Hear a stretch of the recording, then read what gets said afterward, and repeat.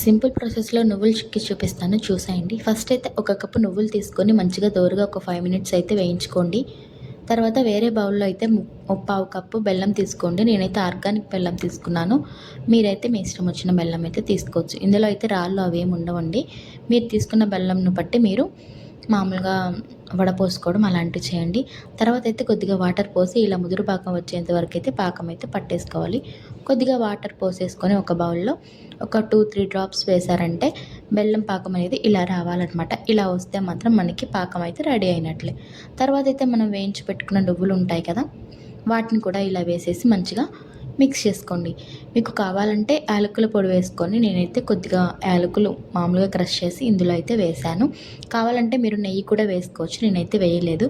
ఇలా చాపింగ్ బోర్డ్‌కి కొద్దిగా నెయ్యి అప్లై చేసుకొని మనం చపాతీ రుద్దుతాం కదా కర్ర, దాంతో అయితే ఇలా మంచిగా స్ప్రెడ్ చేసుకోండి. మీరు ఎడ్జెస్ చాక్‌తో అలా మంచిగా సరి చేసుకోండి. తర్వాత అయితే కొద్దిగా వేడిగా ఉన్నప్పుడే చాక్‌తో అయితే మంచిగా ఇలా ఘాట్లు పెట్టేసుకుంటే చల్లారిన తర్వాత అయితే మనకేమి ఇబ్బంది లేకుండా ఈజీగా అయితే పీసెస్‌లా కట్ చేసుకోవచ్చు. ఇలా కొద్దిగా చల్లారిన తర్వాత అయితే ఇది ఇప్పటికి వేడిగానే ఉంది. అయినా నేను ఇంకా మీకు చూపించాలని చెప్పి అయితే కట్ చేస్తున్నాను. చూసారు కదా! వేడిగా ఉన్నా కూడా ఎంత బాగా వచ్చిందో. ఇంకా ఇలా ఇది ఒక గంట సేపు పక్కన పెట్టేసి అయితే మంచిగా అయితే సెట్ అవుతుంది. పిల్లలకి స్నాక్స్‌లా కూడా ఇవ్వచ్చు. మనమైనా తినొచ్చు. చాలా బావుంటుంది. వీడియో నచ్చితే ప్లీజ్ అబ్బా సబ్స్క్రైబ్ చేయండి. బాయ్.